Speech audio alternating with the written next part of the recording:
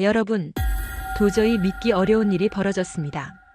스위스 명문 김나지움 최우 등생이 일본 수학여행 도중 폭염으로 인해 한국에 3일간 머물게 되었는데 돌아가서 가족들에게 한 말이 충격적입니다. 아빠, 우리 스위스가 진짜 선진국이 맞나요? 한국이랑 비교하면 너무 부끄러워요. 완벽주의로 유명한 스위스 17세 학생 토마스 켈러가 한국에서 도대체 무엇을 봤길래 자국을 이렇게까지 말할 정도로 충격을 받았을까요? 이 사람들 정말 이상해요. 남을 이렇게까지 도와줘도 되는 건가요? 지하철에서 벌어진 예상치 못한 상황, 편의점 알바생과의 만남, 그리고 응급실에서 겪은 놀라운 경험까지. 단 3일 만에 17년간 쌓아온 가치관이 완전히 뒤바뀐 토마스의 생생한 증언, 지금 바로 들어보겠습니다. 시작에 앞서 좋아요와 구독, 감사합니다. 안녕하세요. 저는 토마스 켈러입니다. 스위스 바젤에 있는 김나지움에서 공부하고 있는 17세 학생입니다. 저희 학교는 스위스에서도 손꼽히는 명문 학교로 매년 졸업반 학생들을 대상으로 아시아 문화 탐방을 보내는 것으로 유명합니다. 작년에는 싱가포르와 홍콩을, 재작년에는 태국을 다녀왔습니다. 올해 목적지는 일본 도쿄였습니다. 솔직히 말씀드리면 저는 아시아 여행에 대해 그리 큰 기대를 하지 않았습니다. 친구들과 이야기할 때도 일본 정도면 괜찮지 않겠냐는 생각이었습니다. 한국이라는 나라에 대해서는 거의 아무것도 몰랐습니다. 지도에서 중국과 일본 사이에 있는 작은 나라 정도로만 알고 있었거든요. 출발 당일 아침 바젤 공항에서 동급생 19명과 만났을 때 모든 학생들이 들뜬 표정이었습니다. 인솔 선생님 두 분과 함께하는 일주일간의 일본 문화 탐방이었습니다. 비행기에 오르면서도 도쿄와 오사카에서 무엇을 보고 먹을지에 대한 이야기만 나누었습니다. 그런데 프랑크푸르트를 거쳐 태평양을 건너는 긴 비행 중에 예상치 못한 일이 벌어졌습니다. 기장 방송이 나왔는데 일본 서쪽 지역의 기록적인 폭염 때문에 활주로에 문제가 발생해서 한 해다 공항이 일시 폐쇄되었다는 내용이었습니다. 가장 가까운 안전한 공항에 착륙해야 한다고 했습니다. 승무원들이 안전벨트를 다시 매라고 안내했고 기내 분위기가 순식간에 긴장됐습니다. 창밖을 내려다보니 야경이 보였는데 일본과는 다른 곳 같았습니다. 기장이 다시 방송을 했는데 인천국제공항에 착륙한다고 했습니다. 그때 저는 인천이 어디인지도 몰랐습니다. 비행기가 착륙하는 순간까지도 저는 그냥 기체 점검하고 다시 일본으로 가면 되는 정도로만 생각했습니다. 한국에서 하룻밤 정도 머물다가 가는 정도겠지 싶었습니다. 하지만 제가 얼마나 잘못 생각했는지는 공항에서 내리는 순간부터 깨닫기 시작했습니다. 인천공항에 발을 디딘 첫 순간 공항의 규모가 상상 이상으로 컸습니다. 취리히 공항과는 비교할 수 없을 정도로 넓고 현대적이었습니다. 하지만 단순히 크기만의 문제가 아니었습니다. 바닥이 거울처럼 반짝거릴 정도로 깨끗했고 모든 시설이 완벽하게 정돈되어 있었습니다. 더 놀라운 것은 공항 직원들의 대응이었습니다. 저희가 스위스에서 온 학생들이라는 것을 알고는 영어는 물론이고 간단한 독일어로도 안내를 해주시더군요. 완벽한 독일어는 아니었지만 저희를 배려하려는 마음이 고스란히 전해졌습니다. 비상 상황임에도 불구하고 전혀 서두르거나 귀찮아하는 기색 없이 차근차근 설명해 주셨습니다. 스위스에서는 공무원들이 이렇게 친절한 경우를 거의 본 적이 없었습니다. 특히 외국인에게는 더더욱 그랬죠. 그날 밤 임시로 배정받은 명동의 호텔로 이동하면서 저는 앞으로 며칠 동안 무슨 일이 벌어질지 전혀 예상할 수 없었습니다. 단순한 경유지라고 생각했던 한국에서 제 인생관을 바꿀 만한 경험들이 기다리고 있을 줄은 꿈에도 몰랐거든요. 다음 날 아침 호텔에서 나와 처음으로 서울 거리를 걸었을 때의 충격은 지금도 생생합니다. 명동역에서 지하철을 타고 시내를 둘러보기로 했는데 지하철역에 들어서는 순간부터 스위스와는 완전히 다른 세계였습니다. 지하철 승강장에서 가장 먼저 눈에 띈 것은 사람들의 행동이었습니다. 출근 시간이라 수많은 사람들이 몰려 있었는데도 모든 사람이 줄을 서서 기다리고 있었습니다. 전철이 도착하면 내리는 사람들이 모두 나간 다음에야 차례대로 탑승했습니다. 바젤에서는 상상할 수 없는 질서였습니다. 더욱 놀라운 것은 지하철 안의 분위기였습니다. 그 많은 사람들이 타고 있는데도 조용했고 누구도 큰 소리로 통화하거나 음식을 먹지 않았습니다. 스마트폰을 보거나 독서를 하며 각자의 시간을 보내고 있었습니다. 이런 모습을 보면서 저는 시민의식이라는 것이 무엇인지 처음으로 깨달았습니다. 그런데 저에게는 큰 문제가 있었습니다. 교통카드 충전을 하려고 했는데 한국어를 전혀 모르니 기계 사용법을 알 수가 없었던 것입니다. 여러 번 시도해봤지만 계속 실패하자 뒤에 줄을 선 사람들이 불편해할 것 같아 초조해졌습니다. 스위스에서라면 분명히 누군가 혀를 찰거나 짜증스러운 표정을 지었을 텐데 여기서는 아무도 재촉하지 않았습니다. 오히려 제 뒤에 서 계시던 50대 정도의 아주머니가 앞으로 나오시더니 본인의 카드로 제분까지 계산해 주셨습니다. 제가 돈을 드리려고 하니 손사래를 치시며 괜찮다는 몸짓을 하셨습니다. 그리고는 미소를 지으시며 지나가셨습니다. 저는 그 순간 정말 당황스러웠습니다. 처음 만나는 외국인을 이렇게까지 도와주는 것이 과연 정상적인 일일까 싶었거든요. 지하철 자체도 감동적이었습니다. 바닥과 벽면이 모두 깨끗하게 관리되어 있었고 조명도 밝아서 지하에 있다는 느낌이 전혀 들지 않았습니다. 화장실을 이용해 봤는데 공공시설이라고는 믿기 어려울 정도로 깨끗했습니다. 휴지와 비누는 물론이고 손 세정제까지 비치되어 있었습니다. 명동 지하상가에 도착했을 때 친구들과 저는 모두 말을 잃었습니다. 수많은 사람들이 오가는 지하상가인데도 바닥에 쓰레기 하나 보이지 않았습니다. 상점들의 모습도 인상 깊었습니다. 모든 가게가 깔끔하게 정리되어 있었고 가격표도 명확하게 붙어 있었습니다. 점원들도 외국인인 저희를 보고 친절하게 인사해 주었습니다.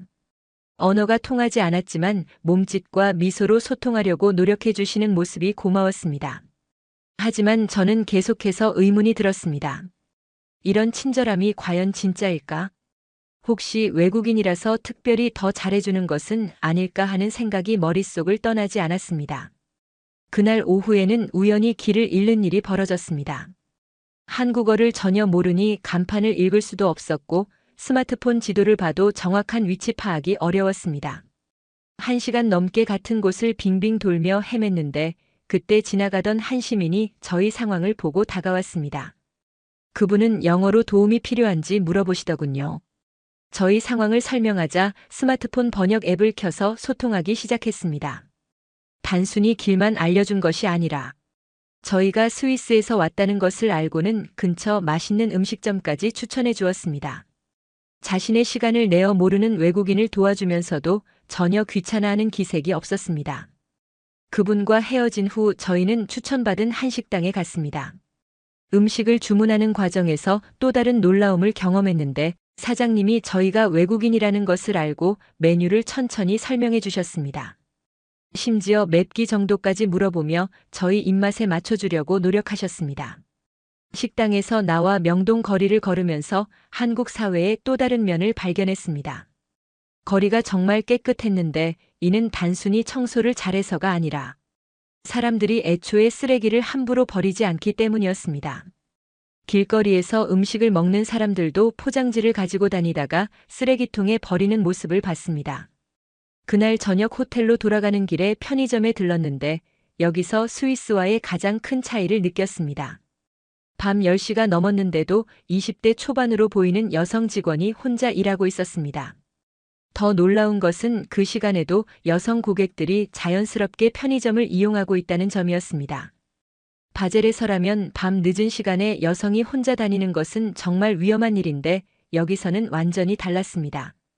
편의점 직원도 저희를 보고 친절하게 인사해 주었고 제가 스위스에서 왔다고 하니 관심을 보이며 간단한 영어로 대화를 시도해 주었습니다. 저는 라면을 사려고 했는데 끓이는 방법을 몰랐습니다. 그런데 그 직원분이 자기 휴게 시간을 쪼개서 라면 끓이는 법까지 자세히 알려주는 것이었습니다. 제가 왜 이렇게까지 도와주시냐고 물어보니 자기도 외국 여행 갔을 때 현지인들이 잘해줘서 그런다며 머리를 긁으며 웃으시더군요.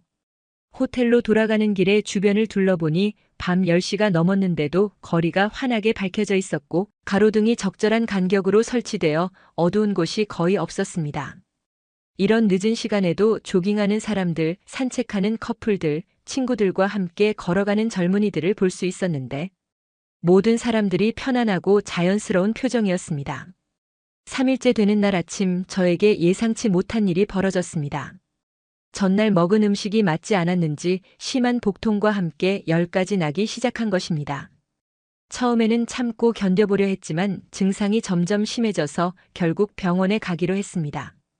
인솔 선생님과 함께 근처 종합병원 응급실로 향했습니다.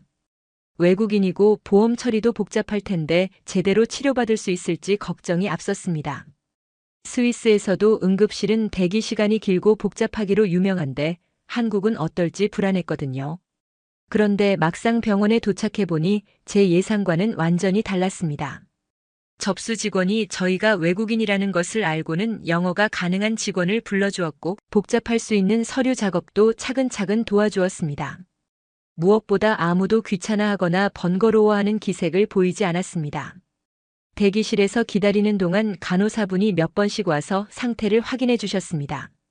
한국어와 영어가 섞인 설명이었지만 제 상태를 걱정하는 마음이 고스란히 전해졌습니다. 심지어 번역 앱까지 사용해가며 더 자세한 증상을 물어보시더군요. 진료실에 들어가서도 놀라운 일이 계속되었습니다. 의사 선생님은 외국인 환자를 처음 보는 것처럼 보이지 않을 정도로 차분하게 진료해 주셨습니다. 통역이 필요한 부분은 간호사분이 번역 앱을 활용해서 정확하게 전달해 주셨고 처방전을 쓸 때도 약의 효능과 복용법을 자세히 설명해 주셨습니다. 가장 놀라운 것은 치료비였습니다. 응급실 진료비와 약값을 합쳐도 스위스 병원비의 5분의 1 수준이었습니다. 제가 외국인이라서 비싸게 받는 것도 아니고 오히려 학생이라며 할인까지 해주시는 것이었습니다. 의사 선생님은 외국 학생이니까 더 신경 써야 한다며 다음날 다시 와서 경과를 보자고 하셨습니다. 약국에서도 마찬가지였습니다. 약사분이 처방전을 보고 정확한 약을 조제해 주시는 것은 물론이고 복용 방법까지 자세히 설명해 주셨습니다. 심지어 간단한 영어로도 설명해 주시려고 노력하셨습니다. 이런 세심한 배려가 정말 고마웠습니다. 호텔로 돌아가면서 저는 많은 생각을 했습니다. 스위스의 의료시설이 뛰어나다고 자부했는데 환자를 대하는 마음만큼은 한국이 훨씬 앞서 있는 것 같았습니다. 단순히 치료만 하는 것이 아니라 환자의 마음까지 보살피는 진정한 의료 서비스가 무엇인지 깨달았습니다. 다음 날 경과 진료를 받으러 갔을 때도 마찬가지였습니다. 의사 선생님은 제 상태가 많이 좋아졌다며 안심하라고 하시면서도 여행 중이니 몸 관리를 잘하라며 주의사항까지 꼼꼼히 알려주셨습니다. 이런 따뜻한 관심이 저에게는 어떤 약보다도 효과적인 치료가 되었습니다. 몸이 회복된 후 혼자서 서울 시내를 더 자세히 돌아다니기 시작했습니다. 이번에는 관광지가 아닌 일반 시민들이 생활하는 공간들을 보고 싶었습니다. 지하철을 타고 여러 역을 다니면서 한국 사회의 진짜 모습을 관찰해 보기로 했습니다. 지하철 2호선을 타고 이동하는 동안 연달아 놀라운 장면들을 목격했습니다. 강남역에서 임신부가 타자 맞은편에 앉아있던 고등학생이 즉시 자리에서 일어났습니다. 그 학생은 아무렇지도 않다는 듯이 자연스럽게 일어나서 임신부에게 자리를 양보했습니다. 억지로 하는 것이 아니라 당연한 일이라는 듯이 말입니다. 홍대 입구역에서는 무거운 짐을 들고 계단을 오르시는 할머니를 도와드리는 회사원을 봤습니다. 그분은 정장을 입고 서류 가방을 든 바쁜 직장인 같아 보였는데도 할머니의 짐을 들어드리며 천천히 계단을 올라가셨습니다. 할머니께서 고맙다고 인사하시자 오히려 당연한 일이라며 손사래를 치시더군요. 신림역에서는 휠체어를 탄 분이 지하철을 이용하는 모습을 봤습니다. 역 직원이 나와서 안전하게 승하차할 수 있도록 도와주었고 다른 승객들도 자연스럽게 길을 열어주었습니다. 누구 하나 불편해하거나 귀찮아하는 기색이 없었습니다. 오히려 모든 사람이 당연한 일이라는 듯이 협조했습니다. 이런 장면들을 보면서 저는 점점 혼란스러워졌습니다. 처음에는 우연한 일이라고 생각했는데 계속해서 반복되는 것을 보니 이게 한국 사회의 일상적인 모습이라는 것을 깨달았습니다. 카메라나 기자도 없고 누가 지켜보는 것도 아닌데 모든 사람이 이렇게 행동한다는 것이 신기했습니다. 저는 친구들에게 문자를 보냈습니다. 이 사람들 정말 이상하다고 남을 이렇게까지 도와줘도 되는 건지 모르겠다고 말입니다. 친구들도 비슷한 경험을 했다며 놀라워했습니다. 스위스에서는 개인의 일에 함부로 개입하지 않는 것이 예의인데 여기서는 어려운 사람을 돕는 것이 당연한 일로 여겨지고 있었습니다. 오후에는 한강공원에 가보기로 했습니다. 지하철에서 내려 한강변으로 걸어가는 길에도 인상 깊은 장면들이 계속되었습니다. 신호등에서 시각장애인이 길을 건너려고 하자 지나가던 시민이 자연스럽게 도움을 드렸습니다. 그리고 안전하게 건널 때까지 함께 걸어가셨습니다. 한강공원에 도착해서는 더욱 놀라운 광경을 봤습니다. 오후 시간인데도 정말 많은 사람들이 나와서 각자의 시간을 보내고 있었습니다. 가족 단위로 나온 사람들, 연인들, 친구들, 혼자 운동하는 사람들까지 다양했습니다. 무엇보다 인상적이었던 것은 모든 사람들의 표정이 평화롭고 여유로웠다는 점입니다. 공원 곳곳에 설치된 시설들도 체계적으로 관리되고 있었습니다. 자전거 도로가 보행자 도로와 명확히 구분되어 있어서 서로 방해받지 않고 이용할 수 있었고, 곳곳에 설치된 벤치들은 시민들이 편안하게 쉴 수 있는 공간을 제공했습니다. 화장실과 같은 편의 시설도 깨끗하게 관리되고 있었습니다. 한강에서 돌아오는 길에 예상치 못한 일이 벌어졌습니다. 지하철역에서 나오다가 넘어져서 무릎을 다쳤는데 지나가던 한 가족이 저를 도와준 것입니다. 아버지는 제가 괜찮은지 물어보셨고 어머니는 손수건을 꺼내서 상처 부위를 닦아주셨습니다. 중학생 정도 되어 보이는 아들은 근처 약국 위치를 알려주었습니다. 그 가족은 저를 약국까지 데려가 주었고 약을 사는 것까지 도와주었습니다. 제가 외국인이라는 것을 알고는 더욱 세심하게 챙겨주셨습니다. 약국에서 나올 때 어머니께서 하신 말씀이 지금도 기억에 남아 있습니다. 우리 아들이 외국에 가면 누군가 이렇게 돌봐주겠지 하는 마음으로 도와드린다고 하셨습니다. 그 말을 들었을 때 저는 가슴이 뭉클해졌습니다. 단순히 동정심이나 의무감에서 나온 행동이 아니라 진정한 마음에서 우러나온 배려였다는 것을 깨달았습니다. 개인주의 문화에 익숙한 저에게는 정말 신선한 충격이었습니다. 그 가족과 헤어진 후 저는 한국 사회에 대해 더 깊이 생각해 보게 되었습니다. 지난 며칠 동안 경험한 모든 일들이 우연이 아니라 이 사회 전체에 깊이 뿌리박힌 문화라는 것을 확신하게 되었습니다. 모든 사람이 다른 사람을 배려하고 어려운 상황에 있는 사람을 자연스럽게 돕는 것이 당연한 일로 여겨지고 있었습니다. 저녁 시간이 되어 명동으로 돌아가는 길에 한 초등학교 앞을 지나게 되었습니다. 하교 시간이었는데 학생들이 질서정연하게 학교에서 나오고 있었습니다. 교통지도를 하시는 어른들도 계셨지만 학생들 스스로도 신호를 잘 지키며 안전하게 이동하고 있었습니다. 특히 인상 깊었던 것은 고학년 학생들이 저학년 학생들을 자연스럽게 돌봐주는 모습이었습니다. 무거운 가방을 들어주거나 횡단보도를 건널 때 손을 잡아주는 등 형과 누나 역할을 해주고 있었습니다. 이런 모습들이 전혀 어색하지 않게 자연스럽게 이루어지고 있었습니다. 그날 밤 호텔에서 지난 며칠간의 경험을 정리해 보았습니다. 처음에는 단순히 깨끗하고 질서정연한 사회라고만 생각했는데 시간이 지날수록 그 이면에 숨어있는 깊은 철학과 가치관을 발견할 수 있었습니다. 개인의 편의보다는 전체의 조화를 생각하는 문화, 어려운 사람을 돕는 것을 당연하게 여기는 시민의식, 그리고 다음 세대를 생각하는 어른들의 마음가짐까지. 이 모든 것들이 한국이라는 나라를 만든 진짜 힘이라는 생각이 들었습니다. 경제력이나 기술력만으로는 이런 사회를 만들 수 없다는 것을 깨달았습니다. 시민들의 의식 수준과 서로를 배려하는 마음, 그리고 사회 전체를 생각하는 성숙한 자세가 있어야 가능한 일이라는 것을 알게 되었습니다. 한국에서의 마지막 밤이 다가왔습니다. 내일 아침이면 다시 일본으로 떠나야 했습니다. 처음 계획대로라면 기뻐해야 할 일이었는데 이상하게도 저와 친구들은 복잡한 마음이었습니다. 한국에서 보낸 시간이 너무나 소중했고 더 많은 것을 배우고 싶다는 생각이 들었습니다. 마지막 밤을 의미 있게 보내고 싶어서 혼자 홍대 거리로 나갔습니다. 젊은이들이 많이 모인다는 곳이라서 한국의 젊은 문화를 더 가까이에서 보고 싶었습니다. 밤 10시가 넘은 시간이었는데도 거리는 활기차게 살아 있었습니다. 젊은 커플들이 데이트를 즐기고 친구들끼리 늦은 저녁을 먹으러 가고 회사원들이 동료들과 이야기를 나누는 모습들이 자연스러웠습니다. 무엇보다 놀라운 것은 여성들이 혼자서도 편안하게 거리를 다니고 있다는 점이었습니다. 늦은 시간임에도 불구하고 불안해하거나 두려워하는 기색이 전혀 보이지 않았습니다. 오히려 여유롭고 평온한 표정으로 자신만의 시간을 보내고 있었습니다. 바젤에서는 상상할 수 없는 광경이었습니다. 밤 늦은 시간에 여성이 혼자 거리를 다니는 것 자체가 위험한 일이거든요. 24시간 카페에 들어가서 커피를 마시며 지난 며칠을 되돌아봤습니다. 그때 옆 테이블에 앉아 계시던 할아버지 한 분이 말을 걸어오셨습니다. 어디서 왔냐고 물어보시길래 스위스에서 왔다고 했더니 정말 관심을 보여주셨습니다. 제가 한국에서 경험한 감동적인 이야기들을 말씀드리자 그 할아버지께서 웃으시며 말씀하셨습니다. 우리도 예전엔 지금처럼 살기 좋은 나라가 아니었다고 하지만 모든 사람이 조금씩 양보하고 배려하며 살다 보니 지금의 모습이 되었다고 하셨습니다. 그분은 젊은이들이 어른을 공경하고 어른들은 아이들을 사랑하며 모든 사람이 서로를 돕고 살아가는 것이 한국의 전통이라고 말씀해 주셨습니다.